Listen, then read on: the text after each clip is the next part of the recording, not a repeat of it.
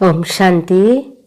आज हम सुनेंगे अव्यक्त मुरली, रिवाइज करेंगे। 26 दिसंबर 1979 की मुरली है। मुरली का हेडिंग है राजयोगी अर्थात स्त्री स्मृति स्वरूप। राजयोगी अर्थात स्त्री स्मृति स्वरूप। बाप दादा आज तिलकधारी बच्चों को देख रहे हैं।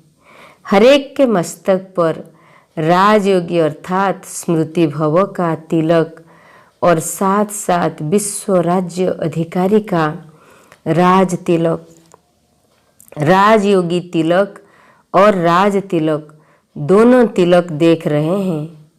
आप सभी भी अपने दोनों तिलक को सदा देखते रहते हो। बाप दादा सभी के मस्तक पर विशेष राजयोगी तिलक की विशेषता देख रहे हैं। विशेषता देखते हुए अंतर क्या देखा? किसी राजयोगी के मस्तक पर 3 बिंदियों का तिलक है, किसी के मस्तक पर 2 बिंदियों का तिलक है और किसी पर 1 बिंदी का भी तिलक है। वास्तव में नॉलेजफुल बाप द्वारा विशेष 3 स्मृतियों का 3 बिंदियों के रूप में तिलक दिया हुआ है। उन 3 स्मृतियों को त्रिशूल के रूप में यादगार बनाया है। यह 3 स्मृतियां हैं, एक स्वयं की स्मृति, दूसरी बाप की स्मृति और तीसरी ड्रामा के नॉलेज की स्मृति। इन विशेष 3 स्मृतियों से सारे ही ज्ञान का विस्तार समाया हुआ है।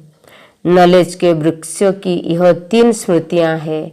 जैसे वृक्षों का फल पहले बीज होता है, उस बीज द्वारा पहले 2 पत्ते निकलते हैं, फिर वृक्षों का विस्तार होता है।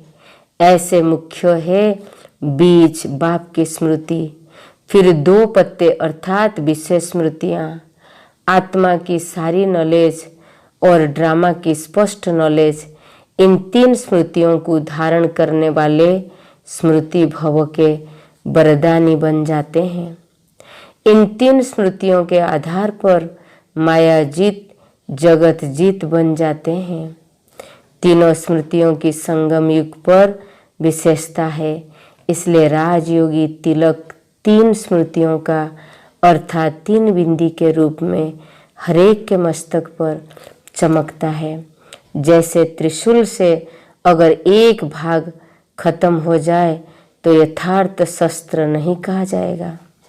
संपूर्ण विजयी की निशानी है 3 बिंदी अर्थात त्रिमूर्ति त्रिस्मृति स्वरूप। 3 बिंदी अर्थात त्रिस्मृति स्वरूप। लेकिन होता क्या है, एक ही समय पर तीनों स्मृति साथ साथ और स्पष्ट रहे, इसमें अंतर हो जाता है। कभी 1 स्मृति रह जाती, कभी 2 और कभी 3। इसलिए सुनाया कि कोई 2 बिंदी के तिलकधारी देखे और कोई 1 बिंदी के तिलकधारी देखे। बहुत अच्छे अच्छे बच्चे भी देखे जो निरंतर 3 स्मृति तिलकधारी भी है, अमीट तिलकधारी भी है, अर्थात जिस तिलक को कोई मिटा नहीं सकता। जब स्मृति स्वरूप हो जाते हैं तो अमीट तिलकधारी बन जाते हैं, नहीं तो बार बार तिलक लगाना पड़ता है। अभी अभी मिटता है और अभी अभी लगता है। लेकिन संगम योगी राजयोगियों को निरंतर अविनाशी तिलकधारी होना है। माया अविनाशी को विनाश बना न सके। रोज अमृत वेले इस स्त्री स्मृति के अविनाशी तिलक को चेक करो तो माया सारे दिन में मिटाने की हिम्मत नहीं रख सकेगी। 3 स्मृति स्वरूप अर्थात सर्वसमर्थ स्वरूप, यह समर्थ का तिलक है। समर्थ के आगे माया के व्यर्थ रूप समाप्त हो जाते हैं। माया के 5 रूप 5 दासियों के रूप में हो जाएंगे। परिवर्तन रूप दिखाई देगा, विकारों का परिवर्तित रूप। काम विकार शुभ कामना के रूप में आपके पुरुषार्थ में सहयोगी रूप बन जाएगा। काम के रूप में वार करने वाला शुभ कामना के रूप में विश्व सेवाधारी रूप बन जाएगा। दुश्मन के बजाय दोस्त बन जाएगा। क्रोधाग्नि के रूप में से ईश्वरीय संपत्ति को जला रहा है। जोश के रूप में सबको बेहोश कर रहा है। यही क्रोध विकार परिवर्तित हो रूहानी जोश व रूहानी खुमारी के रूप में बेहोश को होश दिलाने वाला बन जाएगा। बेहोश को होश दिलाने वाला बन जाएगा। क्रोध विकार सहन शक्ति के रूप में परिवर्तित हो आपका एक शस्त्र बन जाएगा। जब क्रोध सहन शक्ति का शस्त्र बन जाता है तो शस्त्र सदैव शस्त्रधारी की सेवा अर्थ होते हैं। यही क्रोध अग्नि योगाग्नि के रूप में परिवर्तित हो जाएगी, जो आपको नहीं जलाएगी लेकिन पापों को जलाएगी। इसी प्रकार लोभ विकार ट्रस्टी रूप की अनासक्त वृत्ति के स्वरूप में, उपराम स्थिति के स्वरूप में, बेहद की वैराग्य वृत्ति के रूप में परिवर्तित हो जाएगी। लोभ खत्म हो जाएगा और सदा चाहिए चाहिए के बदले इच्छा मात्रम अविद्या स्वरूप हो जाएंगे। लोभ को चाहिए नहीं कहेंगे लेकिन चाहिए कहेंगे।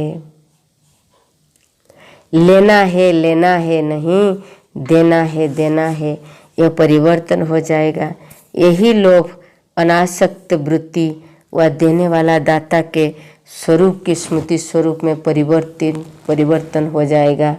इसी प्रकार मोह विकार वार करने के बजाय स्नेह के स्वरूप में बाप की याद और सेवा में विशेष साथी बन जाएगा। स्नेह याद और सेवा में सफलता का विशेष साधन बन जाएगा। ऐसे ही अहंकार विकार देह अभिमान से परिवर्तित हो स्वाभिमानी बन जाएगा। सो अभिमान चढ़ती कला का साधन है। देह अभिमान गिरती कला का साधन है। देह अभिमान परिवर्तित हो सो अभिमान के सो में स्मृति स्वरूप बनने में साधन बन जाएगा। इसी प्रकार यह विकार अर्थात विकराल रूपधारी आपकी सेवा के सहयोगी आपकी श्रेष्ठ शक्तियों के स्वरूप में परिवर्तित हो जाएंगे। ऐसे परिवर्तन करने की शक्ति अनुभव करते हो। इन 3 स्मृतियों के आधार पर पांचों का परिवर्तन कर सकते हो। काम के रूप में आए शुभ भावना बन जाए तो माया जीत जगत जीत का टाइटल मिलेगा। काम के रूप में आया और फिर शुभ भावना बन गया। विजयी दुश्मन का रूप परिवर्तन जरूर करता है। बाबा बोला कि जो विजयी है वो दुश्मन का रूप परिवर्तन जरूर करता है। जो राजा होगा वो साधारण प्रजा बन जाएगा तो विजयी कहलाता जाएगा। मंत्री होगा वो साधारण व्यक्ति बन जाएगा तो विजयी कहलाया जाएगा। ऐसे ही नियम है कि जो जिस पर विजय प्राप्त करता है उसको बंदी बनाकर रखते हैं, अर्थात गुलाम बना के रखते हैं। आप भी इन 5 विकारों के ऊपर विजयी बनते हो। आप इनको बंदी नहीं बनाओ। बंदी बनाएंगे तो फिर अंदर उलझलेंगे, लेकिन आप इन्हें परिवर्तित कर सहयोगी स्वरूप बना दो तो सदा आपको सलाम करते रहेंगे। विश्व परिवर्तन के पहले स्व परिवर्तन करो। स्व परिवर्तन से विश्व परिवर्तन सहज हो जाएगा। परिवर्तन करने की शक्ति सदा अपने साथ रखो। परिवर्तन शक्ति का महत्व बहुत बड़ा है। अमृत वेले से रात तक परिवर्तन शक्ति को कैसे यूज करो यह फिर सुनाएंगे।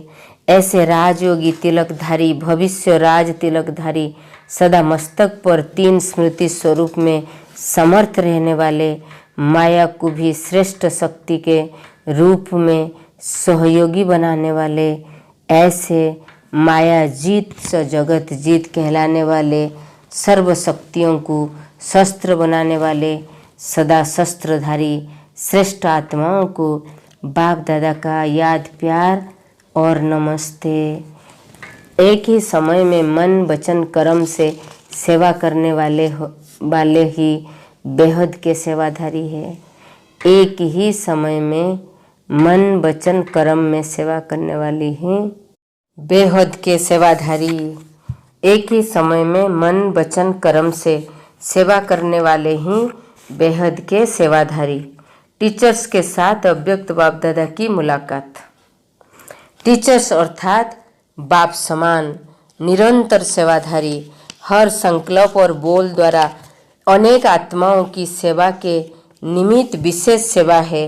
एक ही समय तीनों प्रकार की इकट्ठी सेवा, वाचा के साथ साथ मनसा की भी सेवा साथ में हो, और कर्मणा अर्थात संपर्क संग से संग के आधार पर भी रंग लगाने की सेवा, बोल द्वारा भी सेवा और संकल्प द्वारा भी सेवा।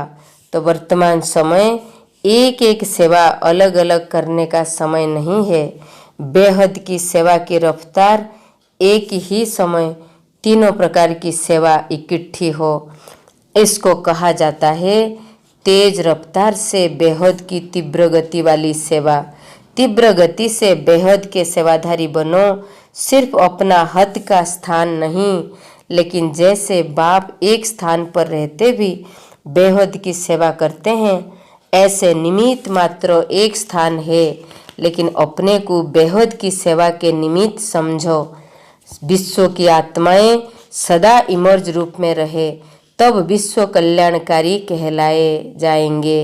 नहीं तो देश विश्व कल्याणकारी वो सेंटर कल्याणकारी हो जाएंगे। जब हरेक इतना इतना बेहद के विश्व कल्याणकारी बनेंगे, तब विश्व की आत्माएं अपने अधिकार को प्राप्त कर सकेंगी। नहीं तो थोड़े समय में कैसे पहुंचेंगे? 2 से 4 तो नहीं है, सारी विश्व है। तो निमित्त बनी हुई आत्माओं को संगठित रूप में बेहद की सेवा का रूप इमर्ज होना चाहिए।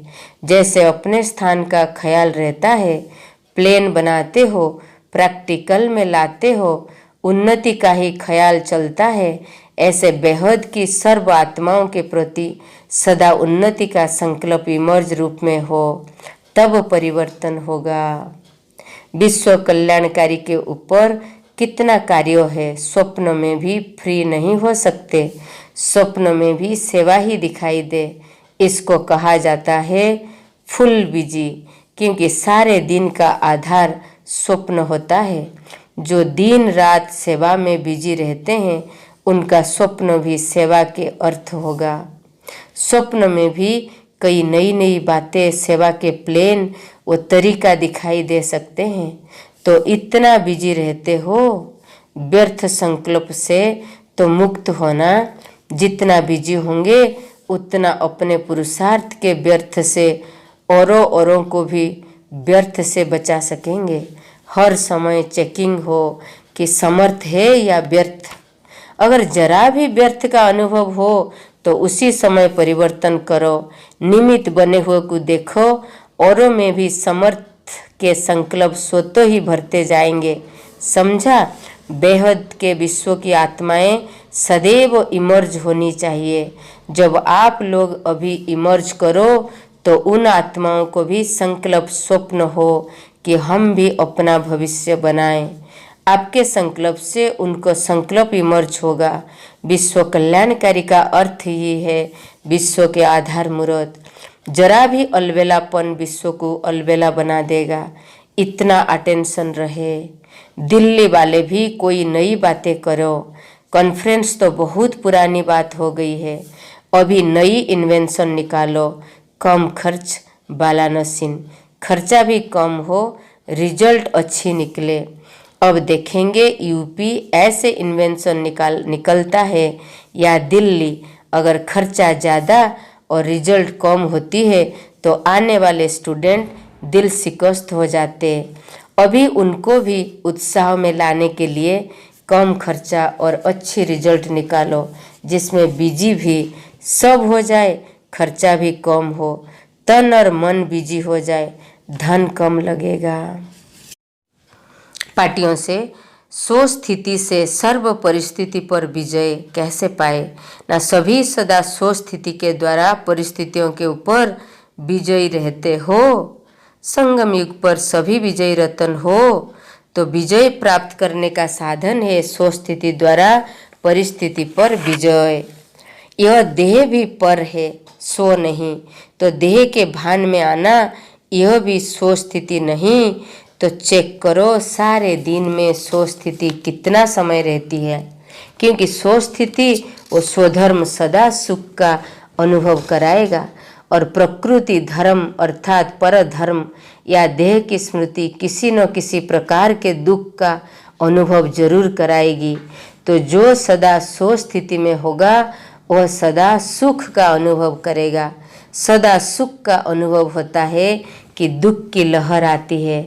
संकल्प में भी अगर दुख की लहर आई तो सिद्ध है सो स्थिति से स्वधर्म से नीचे आ गए। जब नया जन्म हो गया सुखदाता के बच्चे बन गए, सुख के सागर के बच्चे सदा सुख में संपन्न होंगे। आप सभी मास्टर सागर हो तो संपन्न स्थिति का अनुभव होता है। समय के प्रमाण सो का पुरुषार्थ, समय तेज भाग रहा है या स्वयं भी हाई जंप दे रहे हो, समय की रफ्तार के अनुसार अब हाई जंप के बिना पहुंच नहीं सकते। अभी दौड़न का समय गया, हाई जंप लगाओ, पुरुषार्थ में तीव्र शब्द ऐड करो, याद में रहते हो। यह कोई बड़ी बात नहीं, लेकिन याद के साथ साथ सहज योगी निरंतर योगी हो। अगर यह नहीं तो याद भी अधूरी रहेगी। विश्व सेवा और सो की सेवा दोनों का बैलेंस रखने से सफलता होगी। अगर सो सेवा को छोड़ विश्व सेवा में लग जाते या विश्व सेवा भूल सो सेवा ही करते हो, सफलता मिल नहीं सकती। दोनों सेवाएं साथ साथ चाहिए।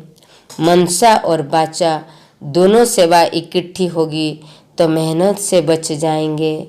जब भी कोई सेवार्थ जाते हो तो पहले चेक करो कि सो स्थिति में स्थित होकर जा रहे हैं, हलचल में तो नहीं जा रहे हैं।